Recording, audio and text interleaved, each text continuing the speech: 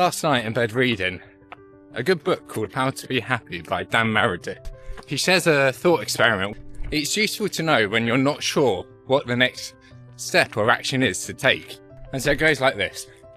You think about what you don't want to happen or what you don't want to become, and then what you need to do to make that a reality. So take getting in shape as an example. Let's do that thought experiment on this run. So let's think about what you do for exercise, nutrition, lifestyle and mindset. With exercise, you'd skip gym sessions. You wouldn't have a program to follow, because that way you'd lose motivation if you don't see progression and you don't see yourself getting better. You'd go into the gym and you'd only go on the machines that are free because, well, they're free. You're just there, right? You might train so much that you get injured. And then when you get injured, it's then harder to eat well and do what you want there. You wouldn't stretch, do mobility, or do anything that sort of prehab work at all.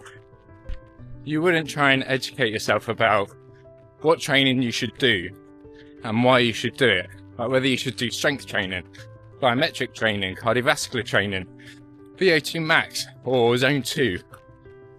And instead you'd just do what you feel like. But in the same breath, you'd also do something that you categorically do not enjoy any of it. That would also lead to no results. So nutrition. What would you have to do to be out of shape with nutrition? Listen to your body. Eat what you want when you want. Eat a lot of ultra processed foods, eat convenient foods. Don't prepare any meals at all. Don't eat fruit, don't eat vegetables. Eat your kids' leftovers. Try not to learn about nutrition.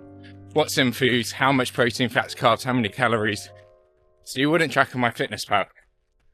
When you go to an event, you'd take full advantage and you'd eat and drink as much as you can, because you've got to get the most value out of it, right?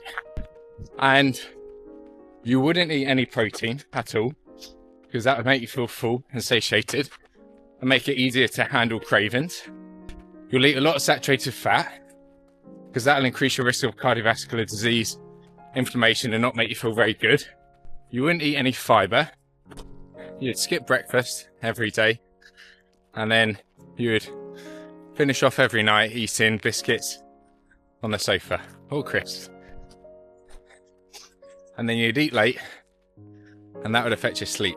And then you'd drink coffee all day too, which would also affect your sleep. Which brings us on to lifestyle. So lifestyle, a big one with lifestyle will be anything that disrupts sleep, because if you don't sleep very well, your hunger hormones will be dysregulated. So the ones that keep you full and reduce cravings will be lower, and the ones that tell you you need energy and you should eat are higher. So anything that does that will help. So you'd stay up late watching Netflix, you'd doom scroll in bed, you wouldn't drink any water as well. That should have been the nutrition. You generally just use social media way too much throughout the day, because that will deplete your serotonin, deplete your dopamine, and not make you feel very good. And then you'll find it harder to motivate yourself to exercise or to eat well, which is what we want, because we want to be out of shape, remember? You wouldn't connect with friends or family, so you wouldn't message them. When you're at home with your kids, you deliberately not try and play with them, or be present or give them any attention. You wouldn't be nice to your wife or your partner, and you wouldn't go on walks. You wouldn't go out for a daily walk or try and get out in nature like this. You'd try and do as few steps as you possibly can. You know, you'd drive everywhere. You might do online shops instead of going to a shop. You wouldn't journal to try and figure out what you're thinking and understand how you're feeling and how that might affect how you behave. So you wouldn't do any self-reflection at all. You wouldn't think about your purpose or your personal values or like a code of how you should live. You'd regularly drink alcohol and too much alcohol. And so now let's think about mindset.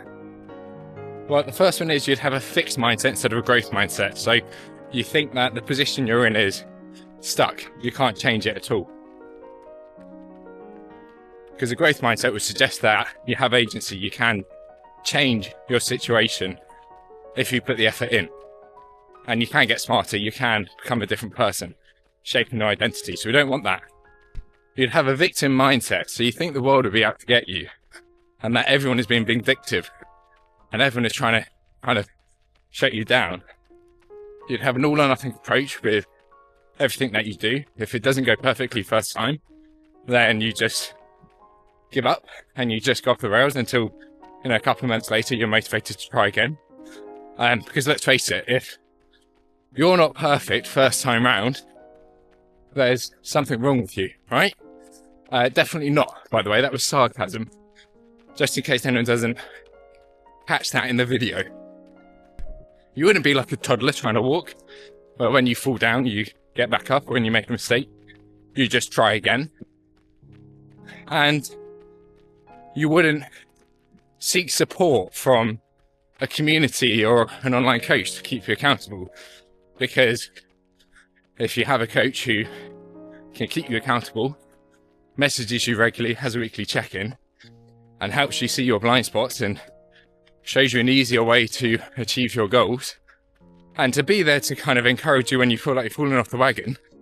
If you don't have that, you're less likely to be consistent. Oh, by the way, if that's actually what you need, send me an email. My email is below.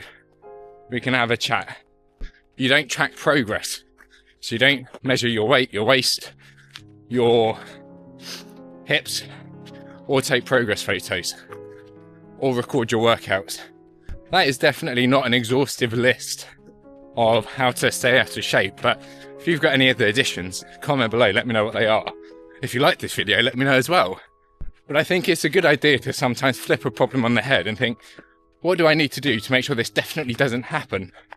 And then all of those points that we've talked about, you just do the opposite more often than not. And let me know your thoughts if you enjoyed it. And if you've got any other thought experiments that you think I should do on my next one. Thanks for watching. And, the usual YouTube creator, like and subscribe, please. It really helps.